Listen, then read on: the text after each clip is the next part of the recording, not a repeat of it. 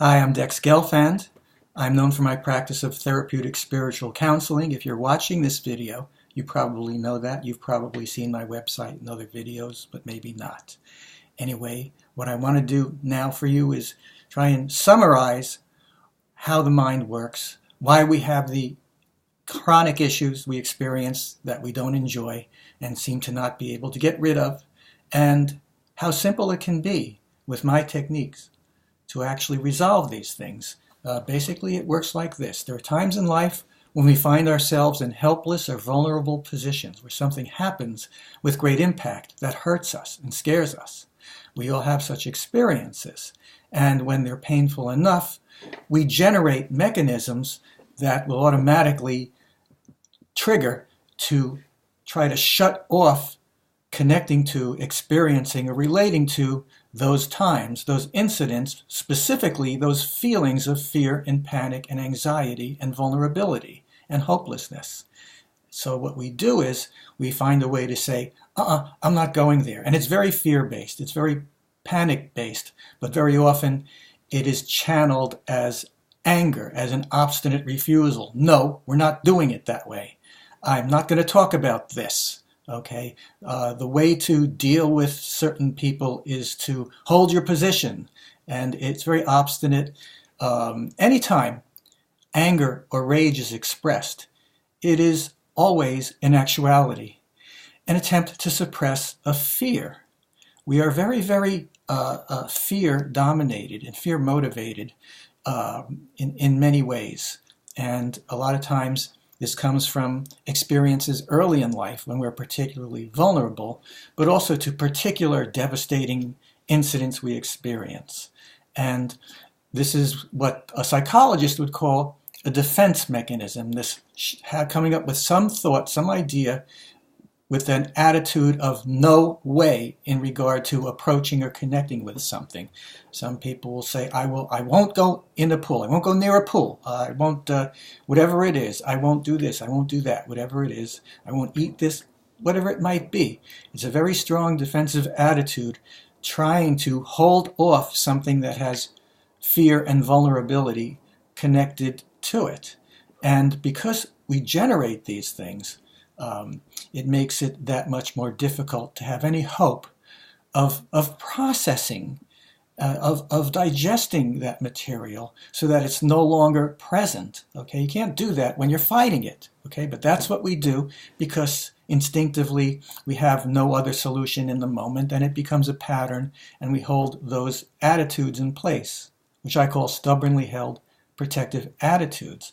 Well, very often the key to resolving chronic, unpleasant conditions of the mind, anxiety, depression, resignation, and so forth, is going to involve a technique. There must be a technique to deconstruct these defensive mechanisms, these stubbornly held protective attitudes that we use to defend ourselves. Now, I have some very good techniques for resolving issues that have chronic fear or pain or anxiety attached to them. It works extremely well. That the more fear or pain there is in an experience, the harder that we will have spent our time ever since then trying to resist connecting with those things or relating to them. So the reason for this is because when these things occur, you are defensive or helpless. You have no way in that moment of maintaining your presence and maintaining yourself through these things when they happen. Okay, but the difference is that when you're in a counseling context, if it's being done as it should, then you are openly invited to just let the painful material stream through and express within you, because when it's coming through your mind and not in the moment of the actual painful incidents, you have what's called your spiritual compass, your instinct to bring up exactly what you need to digest and be done with. And unlike real life, where something hits you too hard and too fast sometimes, creating these circumstances, in a counseling context, your instinct, your spiritual compass, is like a valve that opens up, and allows a stream of this material, of the energy that are these unpleasant feelings and experiences, in a digestible flow rate for you.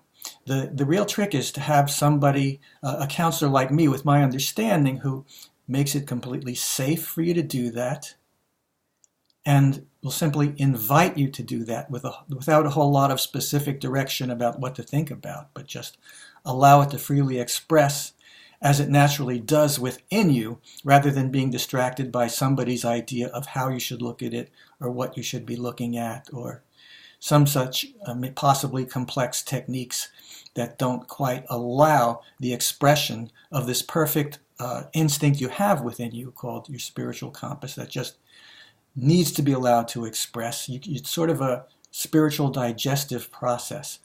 In the safe context of such a counseling session, you'd be very surprised how easily and quickly the bad feelings come up, the energies that they are, various experiences come to mind that they're connected to, and in much less time than you would think, with much greater ease than you would imagine, it's no longer present.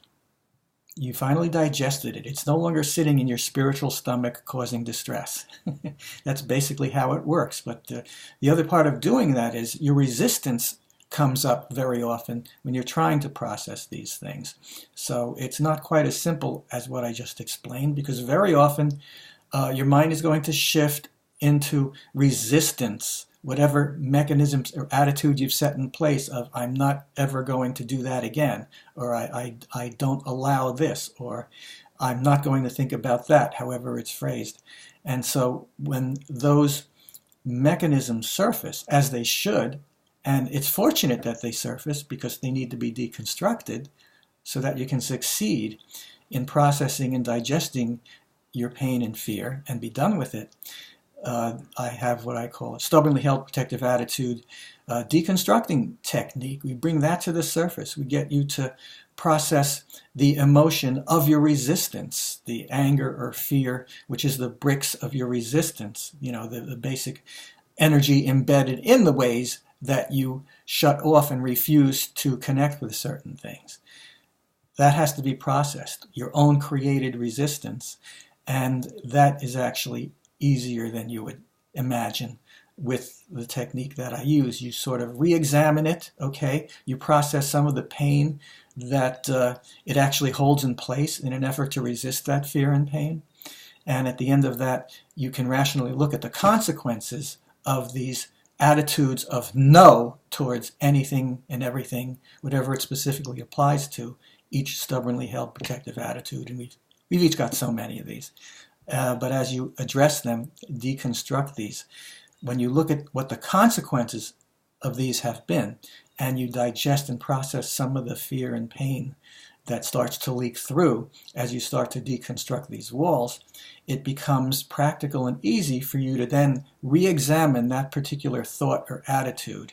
One such example that's come up is a person saying, I don't need help from anybody. I don't need anybody's help. I do it all by myself. A person is weak if they need help from somebody else. That's one example, okay? It's a very limiting and damaging attitude to go through life with. It means that you'll find yourself doing things in a much more difficult way.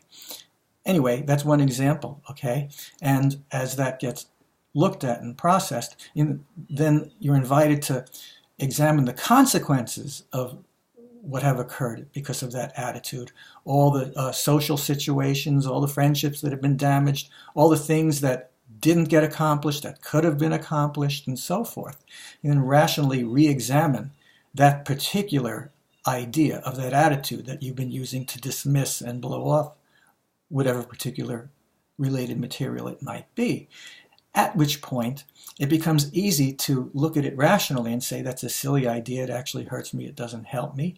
We continue to process the actual energies of fear and pain that drive all the negativity within you, because it is digestible, as you resolve your own resistive efforts that you've applied through your life to try and survive without these feelings. And of course, that resistance merely holds it in place. It means you're never free of it, really.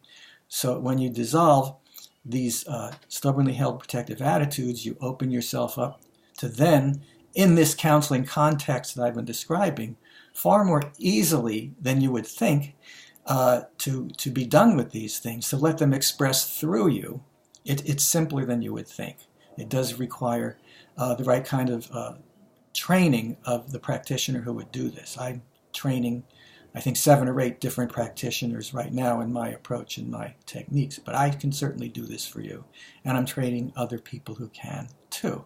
But whatever those things are that you feel you'll never be able to be free of, and you tried every method at your disposal, and you live with it, and you wish it was gone, this is how it's done. And it's not that difficult at all. It's pretty simple and far more easy than you would think to succeed, to resolve and be done with such things that maybe you felt you could never be free of. When you have these things long enough, you start to identify yourself with them. You start to wear them and present yourself as the person with these issues, with these painful feelings and disabilities and so forth.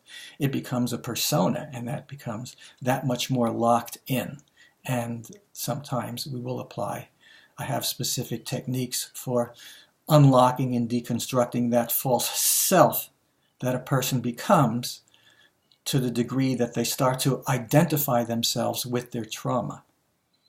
These are the basic principles, these are the basic mechanisms, and again, it's easier than you would think to progress and succeed through these.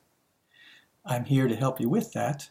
I would love to invite you to a free introductory session so you can see this work for yourself, have your own subjective experience, and reach out to me. I look forward to seeing you and working with you and surprising you. Dex Gelfand, you can contact me through my website, dexsessions.com, DEXSESSIONS.com. Looking forward to seeing you. Get in touch.